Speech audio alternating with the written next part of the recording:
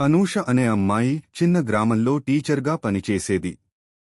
ఆమె మృదువైన స్వభావం, అందమైన చిరునవ్వు అందరి మనసును గెలుచుకుంది. ఒకరోజు స్కూల్కు కొత్త తెలుగు సర్ వచ్చారు. ఆ సర్ పేరు రాహుల్. ఆయన మాటల్లో ఉన్న ఆత్మవిశ్వాసం, పిల్లలపై చూపిన ప్రేమ అనూషను ఆకట్టుకుంది. రోజులు గడుస్తూ ఇద్దరి మధ్య ఒక మంచి స్నేహం ఏర్పడింది. సాయంత్రం స్కూల్ అయిపోయిన తర్వాత ఇద్దరూ కలిసి పిల్లల గురించి మాట్లాడుకునేవారు. ఆ మాటల్లో ఒకదానిలోనుంచి మరోదానికి మారుతూ ఒక అనురాగం పుట్టింది.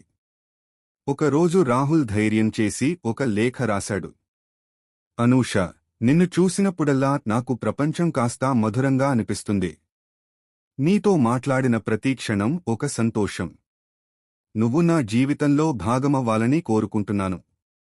ఆ లేఖను ఇచ్చే సమయంలో అతని చేతులు వణికాయి. అనూష ఆ లేఖ చదివి మౌనంగా అతన్ని చూసింది.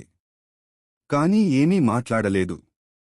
తరువాతి రోజు నుండి ఆమె కొంచెం దూరంగా ఉండడం ప్రారంభించింది. ఒక వారం తరువాత ఆమె రాహుల్కు ఒక లేఖ ఇచ్చింది. రాహుల్, నీ భావాలు చాలా నిజమైనవి అని నాకు తెలుసు. కాని నా కుటుంబ పరిస్థితులు, నా బాధ్యతలు వేరే దిశగా నడిపిస్తున్నాయి. ప్రేమ కంటే కర్తవ్యం నాకు ముఖ్యమైనది. నీ ఆప్యాయతను నేను ఎప్పటికీ మరచిపోలేను.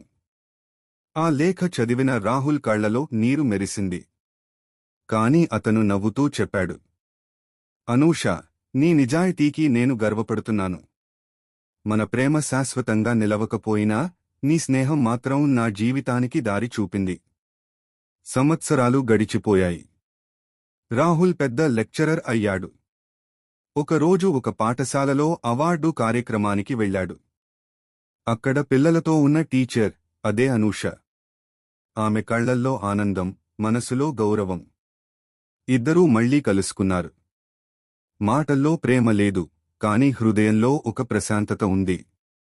విడిపోతూ అనూష చెప్పింది, రాహుల్, అప్పుడే నేను నీకు కర్తవ్యం ముఖ్యం అన్నాను.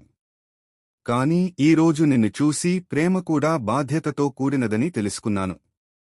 రాహుల్ నవ్వుతూ అన్నాడు, ప్రేమ ఎప్పుడూ ముగియదు అనూష, అది మారుతుంది. స్నేహంగా, గౌరవంగా, జ్ఞాపకంగా.